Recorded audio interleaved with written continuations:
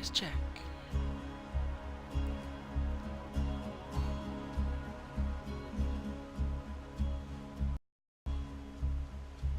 Always says lagging.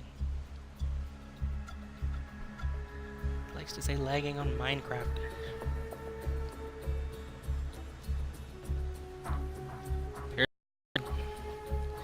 Gonna be janky, but we'll be okay. Alright, I'm gonna have to try and get it at minutes. Whatever. So, I was just streaming a little bit of my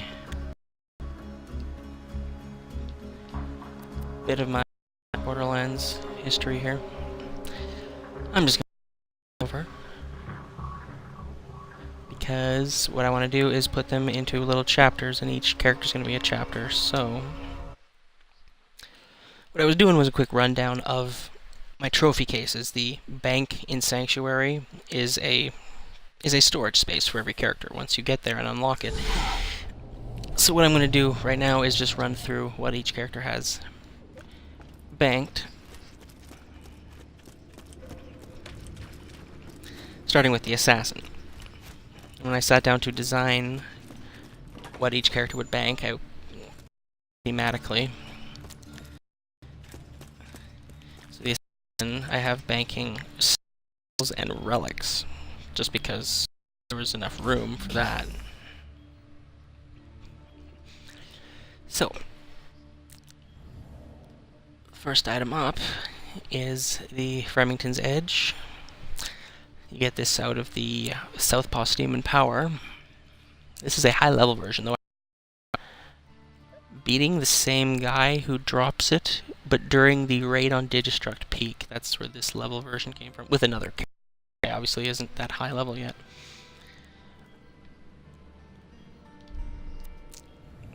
He has the Elephant Gun, which comes out of the Hammerlock DLC. You get this for taking down Arizona, the really big... constantly forgetting the name of those things. They are called drifters. The Trespasser, you get this from the Preserve missions, one of Mordecai's missions when he sends you back in. The Cartel Sloth. This is his other mission. One involves killing all the engineers who he knew took part in the torture of Bloodwing. And this one is the one you get for collecting alcohol. This is one of a optional turn-in mission where you can turn it into Mordecai or Miss Moxie. If you turn it into Mordecai, you get this rifle. I feel like I've only ever seen a caustic version of it. I might just completely contradict myself, though, when I see the other one.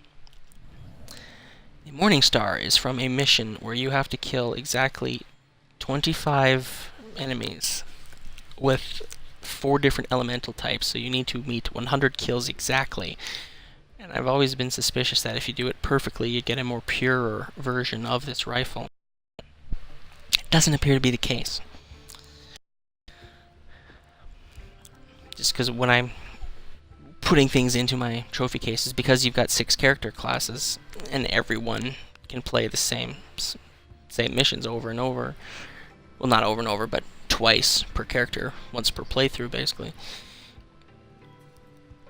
You can wind up with 6 characters, 2 playthroughs. You could have 12 different versions of this gun. So I'm always looking to find the higher versions to replace lower level, unless the lower level version is more vendor pure. So there's another Sloth. I have a bayonet.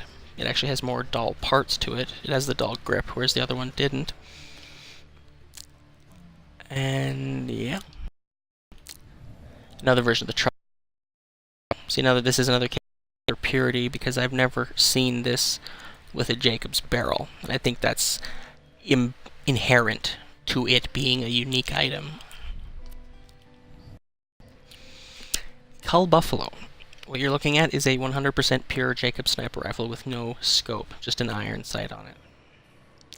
My Mecha Monster found this, and the moment she did, I just said, oh, I don't have to do this mission anymore. A 100% pure version.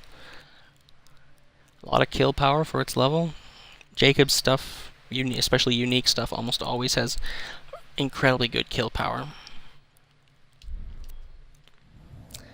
The Pimpernel, the Captain Scarlet, from the Captain Scarlet kit out of that DLC.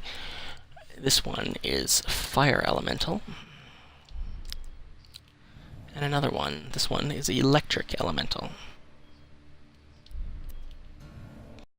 In the case of always looking for purity, this one is only one Maliwan part pure, the body.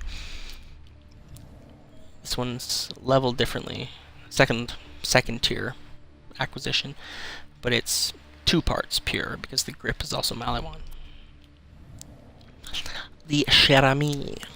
This is from the Hyperion Circle of Slaughter. A lot of and it's Moxie kit. This is a whole bunch of stuff themed with her. It's like I said, there's the Scarlet kit, and this is the Miss Moxie kit. So this is the sniper rifle from that kit, and you get it from that Hyperion Circle of Slaughter. And then I have my assassin, the Relic. So I basically have him keep some of the best ones. That is a high level. I got a couple here. Maid's Auto Idol, one of the treasure hunt finds from the Scarlet DLC. This everyone got by having pre-ordered it. If not, it shows up somewhere really early in the game. Because I pre-ordered it, I didn't have the luxury of finding it on my own. The Afterburner, the one you get for doing one of the LE missions. Improves vehicle performance. Higher level version of it, but this one's perks were a lot better. The Moxie's XP booster. From a second tier version, you get a plus 7.4% increase to the XP you get from combat. I very rarely use this. It's just like I said, it's really just a trophy at this point. A resistance relic. Fire, explosive, and non-elemental resistance. Level 50. I've yet to really use a character who... or I've yet to have a character who exclusively uses resistance, but... I am just keeping it because I think it'll be useful, and the rest of his bank is empty. Doesn't have anything terribly impressive. He has this one, which will go into the some point. It's good for him, just because tremendous boost to sniper rifle damage, and his skill trees already give him tremendous boosts. He's got a lot of stuff in his kit that comes from the gold chest keys. For the amount of time I put into the game, it's reached a point where very little of my kits are just random stuff from the world like this. At this point, when I'm killing enemies, and I basically don't even give a second thought to just scrubbing green and white stuff. Third tier, at which point those things can actually be useful again. Another relic that gets a lot of use from me. My playstyle, the shield capacity and recharge rate boosters. Because this character and the Psycho both suffer from kind of a slow heal. So having shield is a very helpful thing.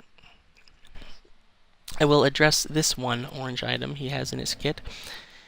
The Legendary Hunter mod. There's a story to this damn thing. As you can see, it's level 50, so it's plus 5 to his top to his top 5 perks. This was the result of a 2-hour fight with the Leviathan in the Captain Scarlet DLC. The assassin is so poorly equipped for solo play that you have to spread his points out across all 3 trees to be effective against the total catalog of enemies. and he brings next to nothing to the battlefield. They never intended him to be a solo juggernaut like the Commando or the Gunzerker. So I did not realize that it was going to take 4 or 5 tries to kill the Leviathan. You spend, and this was in second tier also, so I spent, 2 hours getting killed 4 or 5 times. And once I finally made it through, because the biggest part of that fight is all those stupid worms. They just don't stop coming at you, and you can't focus on the Leviathan himself because of those stupid worms. And you can't bring something to the battlefield like the Commando's turret or the Necromonster's robot. You are so poorly equipped for those fights as the assassin by yourself. So when I finally did it, I was happy enough that that alone had happened. I went to the treasure chest room, and I find this. So I'd like to think it was worth it. That said, I am going to stop this stream here and now, and move on to the next character class.